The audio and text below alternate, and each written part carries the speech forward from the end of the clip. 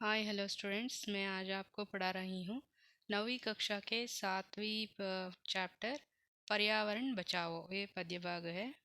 इसका लेखक है डॉक्टर परशुराम शुक्ल। पहले इस कविता के लेखक परिचय, कवि परिचय और शब्दार्थ देखें। कवि डॉक्टर परशुराम शुक्ल जी का जन्म जून 7 1947 को उत्तर प्रदेश के कानपुर में हुआ था। आप प्रसिद्ध बाल साहित्यकार है। भारतीय वन्यजीव कृति पर आपको पुरस्कार प्राप्त हुआ है। इसके अलावा समाज कल्याण मंत्रालय, पर्यावरण एवं वन मंत्रालय, भारत सरकार नई दिल्ली से आपको सम्मानित किया गया है। हिंदी अकादमी हैदराबाद साहित्य अनेक संस्थाओं द्वारा आप पुरस्कृत है। अभी देखे शब्दार्थ। मांग चाह ಯಾಚನಾ ಅಂದರೆ ಬೇಡ್ಕೊಳ್ಳೋದು, ಕೇಳ್ಕೊಳ್ಳೋದು ಅಂತ. ಅವಶ್ಯಕತಾ ಅಂದರೆ ಅವಶ್ಯಕತೆ, ನೀಡ್ಸ್. ಸೌಂದಿ ಮಿಟ್ಟಿ ಸುಗಂಧಿತ, खुशबूदार. जलवायु मौसम, क्लाइमेट. शोर कोलाहल, ऊंची और तीखी आवाज़ ಅಂದರೆ ಶಬ್ದ ಮಾಲಿನ್ಯ ಅಂತಲೂ ಹೇಳ್ಬೋದು. ರೋಪ್ನ ಲಗಾನ, ಶಪಥ್ ವಾದ प्रतिज्ञा.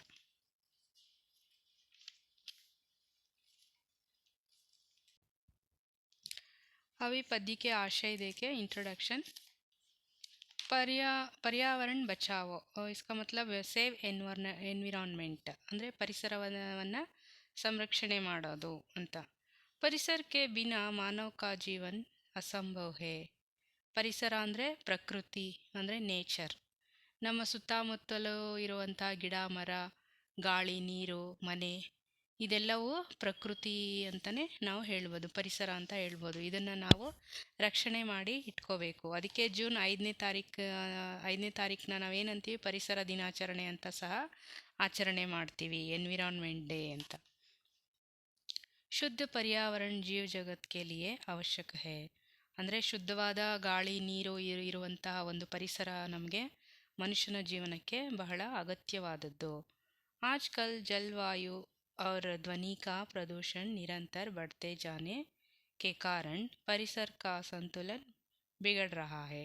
ಇವತ್ತಿನ ದಿನಗಳಲ್ಲಿ ಏನಾಗಿದೆ, ಹೆಚ್ಚು air pollution, water pollution, noise pollution ಜಾಸ್ತಿ ಆಗೋಗಿದೆ. ಅಂದರೆ ವಾಯು ಮಾಲಿನ್ಯ, ಜಲ ಮಾಲಿನ್ಯ, ಶಬ್ದ ಮಾಲಿನ್ಯ, ಇದು ಮೂರು ಜಾಸ್ತಿ ಆಗಿಬಿಟ್ಟು ಪರಿಸರ ಹಾಳಾಗ್ತಾ ಇದೆ. इसलिए पर्यावरण की रक्षा करना सबका आद्य कर्तव्य है. ಅದಕ್ಕೆ ನಾವೇನು ಮಾಡಬೇಕು, ನಮ್ಮೆಲ್ಲರ ಕರ್ತವ್ಯ ಏನು, ಪರಿಸರವನ್ನು ಸಂರಕ್ಷಣೆ ಮಾಡಬೇಕು.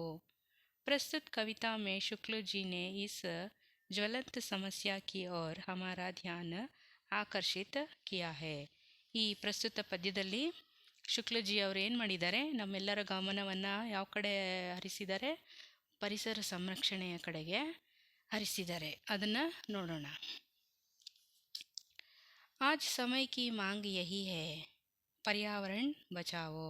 ಇವತ್ತಿನ ಅತ್ಯವಶ್ಯಕವಾದ ಬೇಡಿಕೆ ಏನಾಗಿದೆ, ಪರಿಸರದ ಸಂರಕ್ಷಣೆ ಅನ್ನುವಂತಹ ಒಂದು ಟಾಪಿಕ್ ಆಗಿದೆ. ಅದನ್ನು ನಾವು ಏನೇ ಆಗಲಿ ಅಟ್ ಎನಿ ಕಾಸ್ಟ್ ಕಡ್ಡಾಯವಾಗಿ ನಾವು ಪರಿಸರವನ್ನು ಸಂರಕ್ಷಣೆ ಮಾಡಲೇಬೇಕು. ಇಲ್ಲಾಂದರೆ ನಮ್ಮ ಜೀವನ ಕ್ರಮನೇ ಹಾಳಾಗೋದು. ಅದಕ್ಕೆ ನಾವು ರಕ್ಷಣೆ ಮಾಡಬೇಕು. ತಬ್ ತಕ್ जीव है जगत में, जब तक जगत में पानी, जब तक वायु शुद्ध रहती है, सौंधी मिट्टी रानी, तब तक मानव की जीवन है, यह सबको समझाओ. ಅಂದರೆ ಈ ಜಗತ್ತಲ್ಲಿ ಏನೇನು ನಾವು ಜೀವಜಂತುಗಳು, ಮನುಷ್ಯರು, ಪ್ರಾಣಿಗಳು, ಗಿಡ, ಮರ, ಪಕ್ಷಿ, ಹುಳು, ಪುಟ ಏನಿದೆ ಜೀವರಾಶಿಗಳು, ಅದೆಲ್ಲ ಈ ಜಗತ್ತಿನಲ್ಲಿ ಇರುವವರೆಗೂ, ಮತ್ತು ಜಗಮೇ ಪಾನಿ, ಈ ಜಗತ್ತಲ್ಲಿ ನೀರು ಇರುವವರೆಗೂ, ವಾಯು ಅವರು ಈ ಜಬ್ ತಕ್ ವಾಯು ಶುದ್ಧ ರಹತಿ ಅಂದರೆ ಶುದ್ಧವಾದ ಗಾಳಿ ಇರುವವರೆಗೂ, ಸೌಂದಿ ಮೀಠಿ ರಾಣಿ, ತಬ್ ತಕ್ ಮಾನವ ಕಾ ಜೀವನ್ ಹೇ, ಯಾ ಸಬ್ಕೋ ಸಮझाओ. ಇದೆಲ್ಲವೂ ಇರೋ ತನಕ ಈ ಪ್ರಪಂಚದಲ್ಲಿ ಎಲ್ಲ ಜೀವರಾಶಿಗಳು ಅತ್ಯವಶ್ಯಕವಾಗಿ ಬೇಕೇ ಬೇಕು. ಆ ಬೇಕಾಗಿರುವಂತಹ ಆ ಸಂಪನ್ಮೂಲಗಳನ್ನು ನಾವು ಆ, ಕ ಸಂರಕ್ಷಣೆ ಮಾಡಲೇಬೇಕು. ಅಗತ್ಯವಾಗಿ ಅದನ್ನು ನಾವು ರಕ್ಷಿಸ್ಕೊಂಡು ಇಟ್ಕೊಂಡು ಅದನ್ನು ನಾವು ಉಪಯೋಗಿಸ್ಕೊಳ್ಬೇಕು. ಧ್ವನಿ, ಮಿಟ್ಟಿ, ಜಲವಾಯು ಆದಿ ಜೀವ್ ಜಗತ್ಗೆ ಮಿತ್ರ ಸಭಿ. ಧ್ವನಿ ಅಂದರೆ ಶಬ್ದ, ಮಿಟ್ಟಿ ಅಂದರೆ ಇಲ್ಲಿನ ಮಣ್ಣು, ಜಲವಾಯು ಅಂದರೆ ನೀರು ಮತ್ತು ಗಾಳಿ, ಆದಿ ಜೀವ್ ಜಗತ್ಗೆ ಮಿತ್ರ ಹೇ. ಈ ಜಗತ್ತಿನ ಜೀವರಾಶಿಗಳಿಗೆ ಅದು ಫ್ರೆಂಡ್ಸ್ ಇದ್ದಂಗೆ, ಮಿತ್ರ ಸ್ನೇಹಿತ ಇದ್ದ ಹಾಗೆ. ಇಸ್ಕಾ ರಕ್ಷಾ ಕರ್ನ ಅಬ್ ಕರ್ತವ್ಯ ಹಮಾರ. ಅದೆಲ್ಲವನ್ನು ಸಂರಕ್ಷಣೆ ಮಾಡಿ ರಕ್ಷಿಸಿಕೊಳ್ಳೋದು ನಮ್ಮ ಆದ್ಯ ಕರ್ತವ್ಯ ಆಗಿದೆ. ಶೋರ್ ಅವ್ರ ಮಿಟ್ಟಿ ಕಾ ಸಂಕಟ ದೂರ್ ಕರೆಂಗೆ ಸಾರಾ. ಶೋರ್ ಅಂದರೆ ಈ ಧ್ವನಿಗಳ ಏರಿಳಿತ ಅಂದರೆ ಧ್ವನಿ ಶಬ್ದ ಮಾಲಿನ್ಯ, ಅದನ್ನು ಮತ್ತು ನಮ್ಮ ಮಣ್ಣಿನ ಸುಗಂಧವನ್ನು ನಾವು ಉಳಿಸ್ಕೊಂಡು ಆ ಮಣ್ಣಲ್ಲಿರುವಂಥ ಸಂಕಟಗಳ ಅಂದರೆ ಅದೇ ಈ ಪೊಲ್ಯೂಷನ್ಗಳಿದೆಯಲ್ಲ, ಅದು ನಮ್ಮ ಮಣ್ಣಿಗೆ ಬರದೇ ಇರೋ ಹಾಗೆ ಆ ಸಂಕಟವನ್ನು ದೂರ ಮಾಡಿ ನಾವು ಅದನ್ನು ರಕ್ಷಣೆ ಮಾಡಿಕೊಂಡು ನಾವು ಉಪಯೋಗಿಸ್ಕೋಬೇಕು. ಏಕ ವೃಕ್ಷ ಯದಿ ಕಟ್ ಜಾಯೇ ತೋ 11 ವೃಕ್ಷ ಲಗಾವೋ. ಒಂದು ವೇಳೆ ಒಂದು ಮರ ಏನಾದರೂ ಕಡ್ದಾಕಿದ್ರೆ ನಾವು ಅದಕ್ಕೆ ಬದಲಾಗಿ 11 ಸಸಿಗಳನ್ನು ನೆಡಬೇಕು. ಆವಾಗ ಅದು ಬೆಳೆದು ದೊಡ್ಡದಾಗಿ ಮರ ಆಗಿ ಬೆಳೆದು ನಮಗೆ ಶುದ್ಧವಾದ ಗಾಳಿ, ನೆರಳು ಎಲ್ಲನೂ ಕೊಡುತ್ತೆ. ಏಕ ವೃಕ್ಷ ಹಮ್ ನಿತ್ ರೋಪೆಂಗೆ. ದಿನ ನಾವೇನು ಮಾಡಬೇಕು, ಒಂದೊಂದು ಗಿಡನ ನೆಡಬೇಕು. ಆಜ್ ಶಪಥ್ ಯಹ ಖಾವೋ, ಆಜ್ ಸಮಯ ಕಿ ಮಾಂಗ್ ಯಹಿ ಹೇ ಪರ್ಯಾವರಣ ಬಚಾವೋ. ಇದನ್ನು ಇವತ್ತೇ ನೀವು ಪ್ರತಿಜ್ಞೆ ಮಾಡ್ಕೊಳ್ಳಿ. ದಿನ ಒಂದೊಂದು ಸಸಿಯನ್ನು ನಾನು ನೆಡ್ತೀನಿ ಅಂತ ಹೇಳಿ ಪ್ರತಿಜ್ಞೆ ಮಾಡಿಕೊಂಡು ಆ ಒಂದು ಪರಿಸರ ಸಂರಕ್ಷಣೆಯನ್ನು ಮಾಡುವಂತಹ ಜವಾಬ್ದಾರಿಯನ್ನು ನೀವು ಹೊತ್ಕೊಳ್ಳೇಬೇಕು. ಈ ಹಸಿರನ್ನು ನಾವು ಉಳಿಸಿದ್ರೆ ಏನಾಗುತ್ತೆ, ನಮ್ಮ ಉಸಿರು ಉಳಿಯುತ್ತೆ. ಜೀವ ಜಗತ್ತಿಗೆ ಬೇಕಾಗಿರೋದೇನು? ಹಸಿರು, ಶುದ್ಧವಾದ ಗಾಳಿ ಮತ್ತು ಒಳ್ಳೆ ಪರಿಸರ ಅಲ್ವಾ? ಓಕೆ, ನೆಕ್ಸ್ಟ್ ಭಾಗದಲ್ಲಿ ನೋಡೋಣ ಈ ಪಾಠದ ಅಭ್ಯಾಸ ಮತ್ತು ಪ್ರಶ್ನೋತ್ತರ ವ್ಯಾಕರಣಾಂಶ.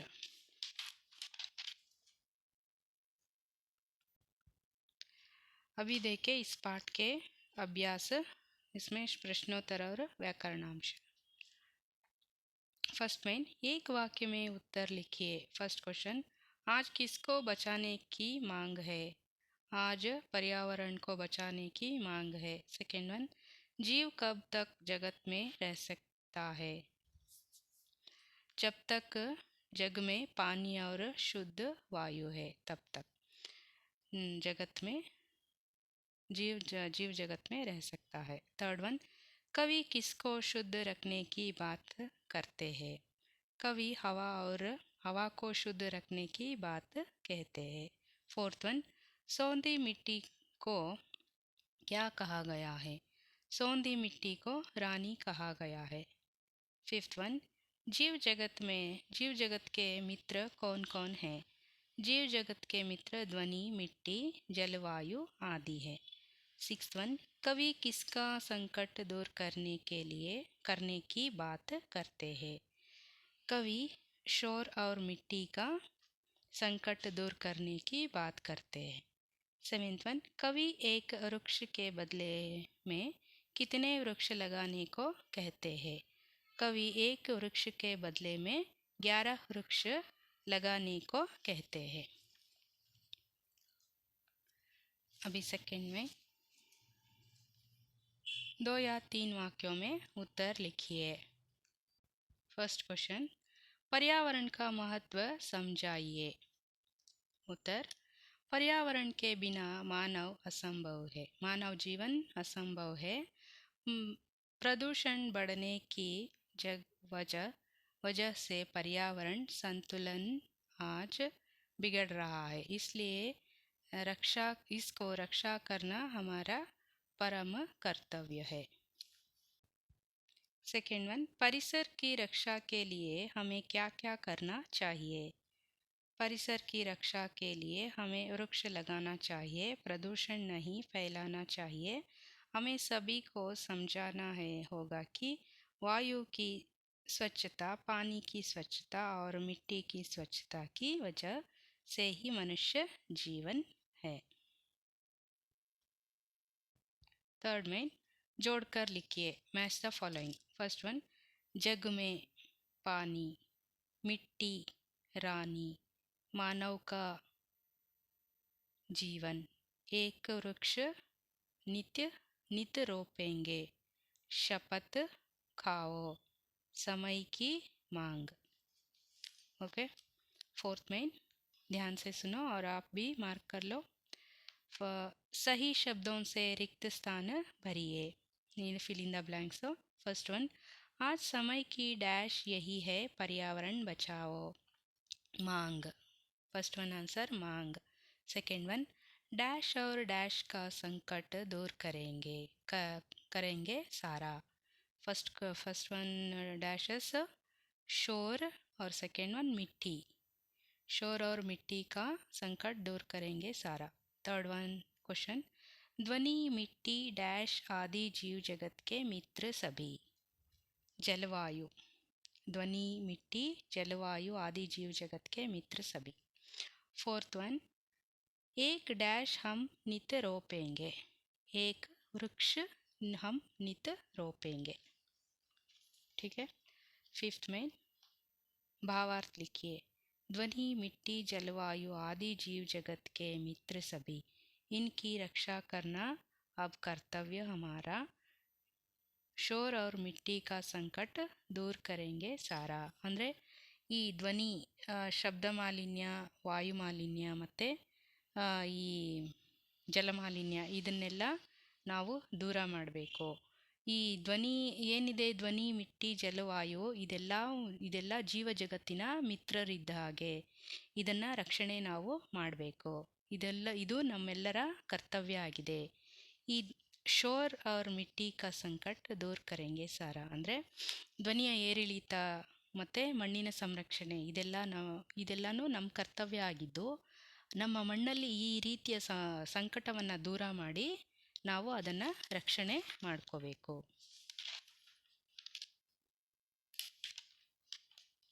सिक्स में निम्नलिखित शब्दों के शुद्ध रूप लिखिए. ಇಲ್ಲಿ ಸ್ವಲ್ಪ ಇದೆಲ್ಲ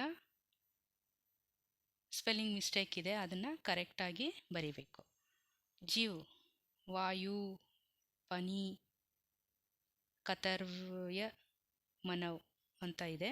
ಫಸ್ಟ್ ಒನ್ ಜೀವ್, ಸೆಕೆಂಡ್ ವಾಯು, ಥರ್ಡ್ ಒನ್ ಪಾನಿ, ಫೋರ್ತ್ ಒನ್ ಕರ್ತವ್ಯ, ಫಿಫ್ತ್ ಒನ್ ಮಾನವ್. ಓಕೆ. ಸಿಕ್ಸ್ತ್ ಮೈನ್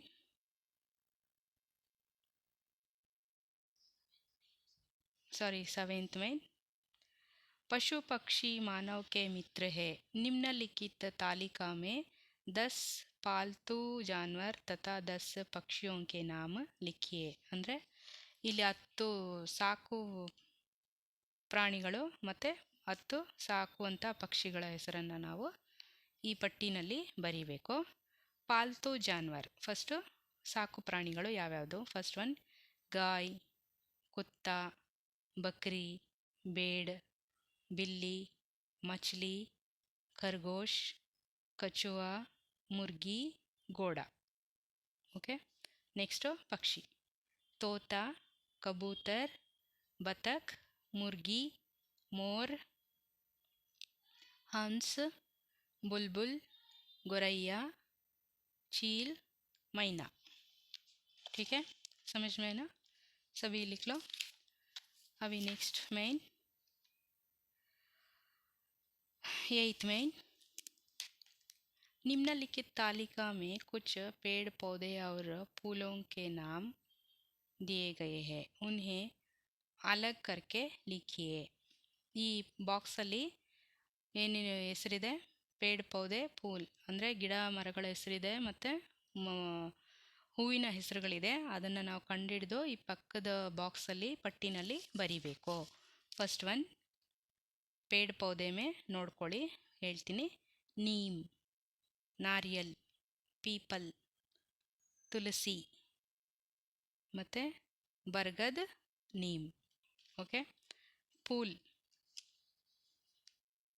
सूरजमुखी, चमेली, चंपा, गुलाब, गेंदा। ओके, अभी नेक्स्ट 9th मेन। उदाहरण के अनुसार पर्यायवाची शब्द लिखिए। उदाहरण के लिए पानी, जल, ನೀರ್, ಉದಕ್ ಅಂದರೆ ಸಮಾನಾರ್ಥಕ ಶಬ್ದವನ್ನು ಬರೆಯೋದು. ಫಸ್ಟ್ ಒನ್ ವಾಯು. ವಾಯುಗೆ ಸಮಾನಾರ್ಥಕ ಶಬ್ದಗಳು ಏನೇನು? ಅನಿಲ್, ಸಮೀರ್, ಪವನ್. ಸೆಕೆಂಡ್ ಜಗತ್, ವಿಶ್ವ, ಸಂಸಾರ, ಲೋಕ್ ಅಥವಾ ಪ್ರಪಂಚ, ಯಾವುದಾದ್ರು ಬರೀಬೋದು. 10th main. ಫಸ್ಟ್ ಒನ್ ಪಾನಿ, ಜಲ್, ವಾಯು, ಪವನ್. ಸೆಕೆಂಡ್ ಮೇರಾ, ಹಮಾರಾ, ತೇರಾ, ತುಮಾರಾ. ಥರ್ಡ್ ಒನ್ 11, 11 ಅಂತಿದೆ 11, ಇಲ್ಲಿ 17 ಇದೆ 17. फोर्थ वन सजीव, निर्जीव, जन्म, मरण.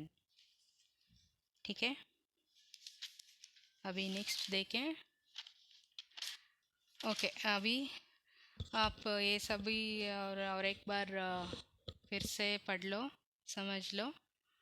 हमारे चैनल को सब्सक्राइब करो, लाइक करो, शेयर करो, कमेंट करो बच्चों. Thank you.